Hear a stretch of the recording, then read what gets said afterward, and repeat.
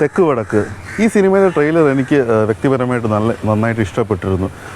വിനായകൻ വളരെ വ്യത്യസ്തമായ റോളിൽ വരുന്നു, അതുപോലെ തന്നെ സുരാജ് വെഞ്ഞാറമ്മൂട്, ഇവർ രണ്ടുപേരും തമ്മിലൊരു കോൺഫ്ലിക്റ്റ്. അപ്പോൾ ഇത് നല്ല രീതിയിൽ തന്നെ ഒരു ട്രെയിലറിൽ അവർ പ്രസൻറ്റ് ചെയ്തിട്ടുണ്ടായിരുന്നു. അപ്പം അത് തന്നെയാണ് ഈ ഒരു സിനിമ കാണാൻ വേണ്ടിയിട്ട് എന്നെ പ്രേരിപ്പിച്ചത്.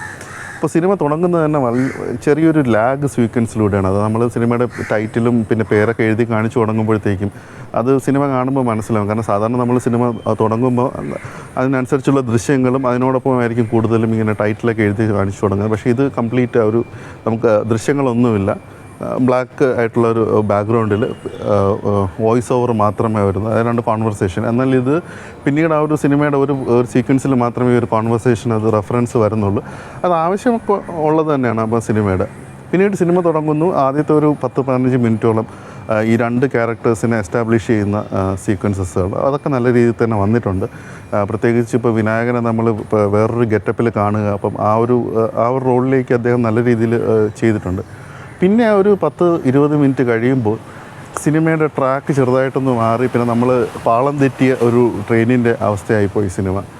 വിനായകൻ്റെ അദ്ദേഹം നല്ല രീതിയിൽ പെർഫോം ചെയ്യാൻ ശ്രമിക്കുന്നുണ്ടെങ്കിലും പിന്നീട് അങ്ങോട്ട് അദ്ദേഹത്തിൻ്റെ ഒരു മാനറിസം എല്ലാം ഭയങ്കര ക്ലീഷ എന്നല്ല, കൈവിട്ടതുപോലെ. കാരണം നമുക്കൊരു ഭയങ്കരമായിട്ടുള്ളൊരു ആർട്ടിഫിഷ്യാലിറ്റി അതിൽ മുഴച്ച് നിൽക്കുന്നുണ്ടായിരുന്നു. സുരാജ് വെഞ്ഞാറമ്മൂടിൻ്റെ ഭാഗത്തു നിന്നുള്ള ഒരു കഥാപാത്രം സത്യം പറഞ്ഞാൽ അതുപോലെ നിൽക്കുന്ന മാച്ചാവുന്ന കഥാപാത്രങ്ങൾ അദ്ദേഹം ഇതിനു മുമ്പ് ചെയ്തിട്ടുണ്ട്. അപ്പം അതിൽ നിന്ന് ഭയങ്കരമായി വ്യത്യസ്തമായിട്ടുള്ള ഒരു ശൈലിയല്ല അദ്ദേഹം ഈ സിനിമയിൽ പിടിച്ചിരിക്കുന്നത്. അദ്ദേഹത്തിൻ്റെ അഭിനയം മോശമായെന്നല്ല പറയുന്നത്, അദ്ദേഹം ഇത് ഓൾറെഡി നമ്മൾ സുരാജിൻ്റെ ഭാഗത്തു നിന്ന് കണ്ട ഒരു കാര്യങ്ങൾ തന്നെയാണ്.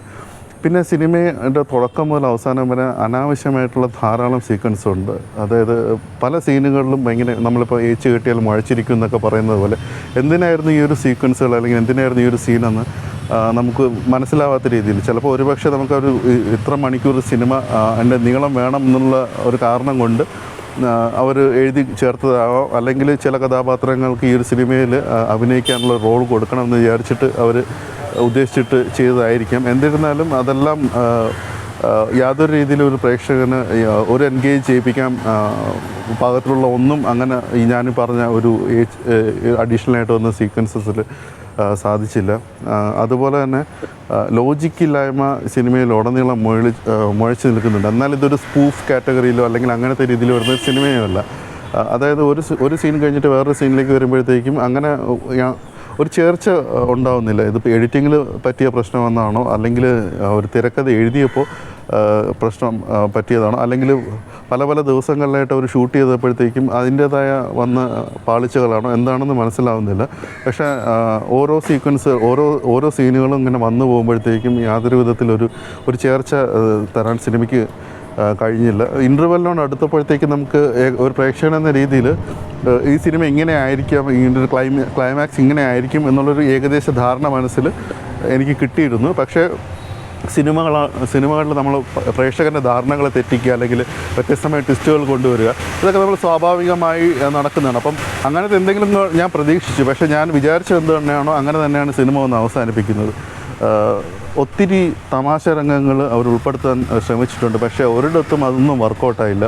ഒരു ഭാഗത്ത് പോലും വർക്കൗട്ടായില്ല. എല്ലാം വളരെ പ്ലെയിനായിട്ട് പോയ ഒരു തമാശ രംഗങ്ങളായിരുന്നു. അപ്പം അത് എടുത്ത് പറയണമെന്ന് വെച്ചാൽ ഇപ്പം ഒരുപക്ഷെ ചില സിനിമകൾക്ക് പറയാം ഇത് ഒരു 90s കിഡ്സിന് ഇഷ്ടപ്പെടുന്നതായിരിക്കാം, അല്ലെങ്കിൽ 2K കിഡ്സിന് ഇഷ്ടപ്പെടുന്നതായിരിക്കാം, അല്ലെങ്കിൽ ന്യൂജൻ, ഇങ്ങനെയൊക്കെ നമ്മൾ പലതും പറയും. പക്ഷേ ആ ഒരു കാറ്റഗറിയിലുള്ള ആൾക്കാർക്കും യാതൊരു തരത്തിലും ഇതിൻ്റെ തമാശകൾ ഒരു തരത്തിലും ഇഷ്ടപ്പെടില്ല എന്ന് തന്നെ ഒരു സാധാരണ സിനിമാ പ്രേക്ഷകൻ എന്ന രീതിയിൽ പോലും എനിക്ക് പറയാൻ സാധിക്കുന്നുണ്ട്. അങ്ങനെ ചുരുക്കി പറഞ്ഞു കഴിഞ്ഞാൽ യാതൊരു വിധത്തിലും ഒരു പ്രേക്ഷകനെ എൻഗേജ് ചെയ്യിപ്പിക്കാതെ കടന്നുപോയ ഒരു സിനിമയാണെന്ന് പറയാം. ഇനി ഇതിൽ പോസിറ്റീവ് പോയിൻറ്റ്സുകൾ ഒന്നുമില്ലെന്ന് ചോദിച്ചു കഴിഞ്ഞാൽ എനിക്ക് ആകെപ്പാടെ കണ്ടെത്തിയ ഒരു പോസിറ്റീവ് ഇത് സിനിമയിലെ പാട്ടുകളായിരുന്നു. ആ രണ്ട് പാട്ടുകൾ നന്നായിരുന്നു. പക്ഷെ അത് സിനിമയുടെ ഒരു കഥാസന്ദർഭത്തിന് എത്രത്തോളം യോജിക്കുന്നു, കാരണം അതങ്ങോട്ട് വർക്കാവുന്നില്ല. കാരണം വിനായകനൊക്കെ മരിച്ചു കിടന്ന് കുറേ ട്രൈ ചെയ്യുന്നുണ്ട്. പക്ഷേ സാധാരണ പുള്ളിയുടെ ഭാഗത്തു നിന്ന് ഈ ഒരു കാര്യങ്ങളൊക്കെ മറ്റ് സിനിമകൾ വന്നു കഴിഞ്ഞാൽ നമ്മളതൊക്കെ എൻജോയ് ചെയ്ത് കാണേണ്ടതുണ്ട്. പക്ഷേ ഇതൊന്നും അങ്ങോട്ട് വർക്കാണ്. കാരണം ഞാൻ നേരത്തെ തുടക്കത്തിൽ പറഞ്ഞ പോലെ സംഭവം പാളം തെറ്റിയ ട്രെയിനാണ്. പിന്നെ എന്തൊക്കെ ചെയ്തിട്ടും അതിൽ രക്ഷയില്ല.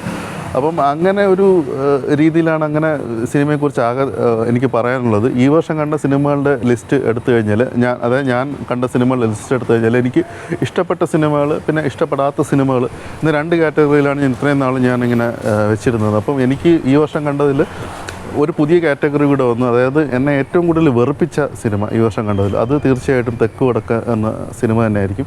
ഈ സിനിമയുടെ പ്ലോട്ട് നന്നായിരുന്നു, പക്ഷേ അത് എഴുതി വന്നപ്പോഴത്തേക്കും അതെല്ലാം കൈവിട്ടു പോയി. കുറച്ചുകൂടെ കുറച്ചുകൂടെ ഒന്ന് ചുരുക്കി എടുത്തിരുന്നെങ്കിൽ, കുറച്ചുകൂടെ ഫാസ്റ്റ് പേസ്ഡായിട്ട് എടുത്തിരുന്നെങ്കിൽ അത് തീർച്ചയായിട്ടും നല്ല രീതിയിൽ വിജയിക്കാൻ പറ്റുന്നുള്ളൊരു പ്ലോട്ട് തന്നെയായിരുന്നു. പിന്നെ എടുത്തു പറയാനുള്ള വേറൊരു കാര്യം എന്ന് വെച്ച് കഴിഞ്ഞാൽ ഈ സിനിമയുടെ സെക്കൻഡ് ഹാഫിലുടനീളം ഒരു ഡാർക്ക് ഹ്യൂമർ എന്നുള്ളൊരു കാര്യം അവർ ട്രൈ ചെയ്യുന്നുണ്ട്. അപ്പോൾ ഇതിനു മുമ്പ് നമുക്ക് ജാനേമൻ എന്ന സിനിമയിൽ ഒക്കെ നമ്മൾ അതിൻ്റെ ഒരു ചെറിയൊരു ഷെയ്ഡ് നമ്മൾ കണ്ടിട്ടുണ്ട്. അത് നല്ല രീതിയിൽ എടുത്തു കഴിഞ്ഞാൽ തീർച്ചയായിട്ടും പ്രേക്ഷകർക്ക് കണക്ട് ചെയ്ത് രസിക്കേണ്ട ഒരു കാര്യം തന്നെയാണ്. പക്ഷേ അത് ഡാർക്ക് ഹ്യൂമറും ചീഞ്ഞളിഞ്ഞു പോയി ഈ ഒരു സിനിമയിൽ എന്ന് പറയേണ്ടി വരും. അപ്പം ഈ ഒരു സിനിമയുടെ കുറിച്ചുള്ള എൻ്റെ ഒരു വ്യക്തിപരമായ ഒരു നിരീക്ഷണം ഇതൊക്കെ തന്നെയാണ്. സിനിമ കണ്ടിട്ടുള്ളവരുണ്ടെങ്കിൽ നിങ്ങളുടെ അഭിപ്രായങ്ങൾ രേഖപ്പെടുത്താം. നന്ദി.